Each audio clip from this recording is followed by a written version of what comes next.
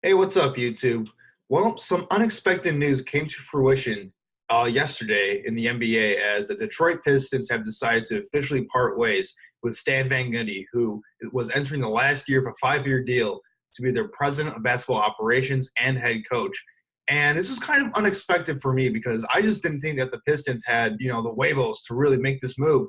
I assumed with Stan Van Gundy entering the last year of his contract that they would just kind of stick it out one more year and see how it kind of played out and then decide what to do with him once his contract ran out.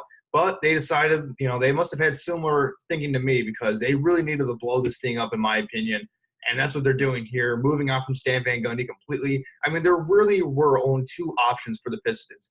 It was either A, move Stan Van Gundy to a purely head coaching position rather than being the president of basketball operations, which probably wouldn't go well because Stan Van Gundy would not want to give up his power in terms of over the roster and some of those aspects there. So that would have created a lot of internal strife. We don't want that in your organization, especially for this upcoming season. And two, the other option was what they ended up deciding to do, which is completely blow it up altogether, move on, and try and get some new faces in that front office, a new face at head coach, and really see what they can do to kind of build this team from the ground up again. And really, this is just, in my opinion, this is just a move that had to be made because there's really one word that defined the Pistons over the past four seasons. It was mediocrity. Looking at the records here over the past 4 years, 32-50 standing on his first year, they finished last in the division. 44-38, making the playoffs as an 8 seed, but getting bounced in the first round by the Cavaliers in a sweep. 37-45 then, 39-43 this past season. So really, they've been a team that has not been good enough to really be a playoff contender or really even make the playoffs consistently. But they haven't been bad enough to really get a high lottery pick to get another franchise-changing player to really turn this thing around to where they can be a playoff type of team consistently.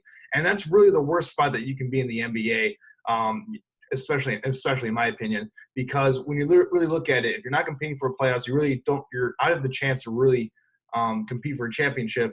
And like I said, if you're not getting a high enough lottery pick, that really limits your chance of getting a game-changing player.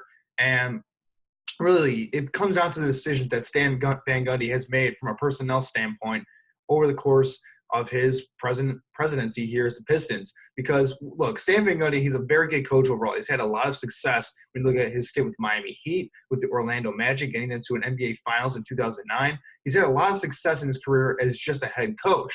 But when you put a head coach responsible for being in charge of personnel and the entire organization in general, there's generally one line of thinking that's going to go for that, and that's a win-now mode regardless of the talent that you have around you at that point. When Stan Van Gundy took over the Pistons, they were really in a spot where they were a rebuilding team. They needed, to really build this thing from the ground up, and instead they've really been overly aggressive and trying to hurry this thing up and become a playoff contender, and it really hasn't worked out whatsoever. Just going to some individual decisions that have really plagued this franchise. First, signing Josh Smith to a big deal when they already had two bigs that couldn't shoot in Greg Monroe and Andre Drummond on their starting lineup. And they tried to make this weird lineup work with Josh Smith at the three, even though he couldn't shoot at all and he was more of a four in general. That just did not work at all. And they've been eating money in the cap space ever since that because they had to eventually buy him out because they knew right from the get-go that it wasn't going to work. It was immediately a buyer's remorse type of situation. And in the ensuing years, they've continually overpaid for role players such as Aaron Baines signing into a contract that he maybe didn't deserve. John Lure, who's still getting big bucks to kind of just sit on the bench and do nothing. Those type of decisions have really plagued this team. Giving Reggie Jackson a big contract, even though I think he's nothing more than just a replaceable guard in the NBA. Those are some of the, just weird decisions that Stan Van Gundy is going to make as a president of basketball operations there because he's a head coach. He wants to win now, and if he wants to win now, he's going to want to get guys in there that can contribute right away. And sometimes, he doesn't really have the foresight to really see that as a GM, you need to think about 3 to 5 years down the road rather than just this upcoming season. And as a head coach, you're not going to have that type of thinking. You're going to be thinking about just this season and what you can do to make this team better for now, rather than think about how every single decision affects both the present and the future of the organization. And that was just one of the issues plaguing the Pistons. And really it came to fruition with the Blake Griffin trade this past year where the Pistons, they were on the border of making playoffs yet again. They were in that mediocrity range. And instead of maybe trying to blow it up and trying to rebuild and trying to maybe trade a guy like an Andre Drummond to try and get some extra draft picks, some extra capital some extra role players to kind of build around. They instead gave up a guy like Tobias Harris, who's a really good player, had a really good, nice season for them. And a guy like Avery Bradley, who, yes, he did not have a great season with the Pistons, but he's a very solid player overall, a very good starting two guard in this league, one of the best defensive two guards in this league. Giving those two guys up and a first-round pick, which turned out being a lottery pick for this upcoming draft, to get a guy like Blake Griffin, a guy who's really more of a second-tier star, not a guy you can really build your team around and be a consistent winner with. And then you're going to match him up with Andre Drummond, where you have two big guys that really are not natural shooters again. Again, that's just sort of just not really thinking about the future there in terms of moves like that.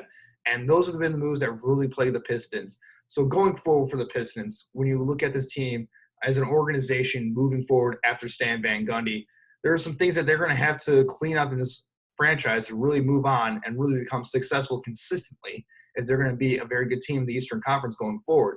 First of all, they have to deal with the fact that they don't have a first-round pick in this upcoming NBA draft, which is a very deep draft in terms of the lottery. There's a lot of good talent, especially in the top 8 to 10 picks, and they're not even going to have an opportunity unless they get lucky and somehow get into the top 3. They're not going to be able to enjoy that type of rich draft to kind of build off their team around.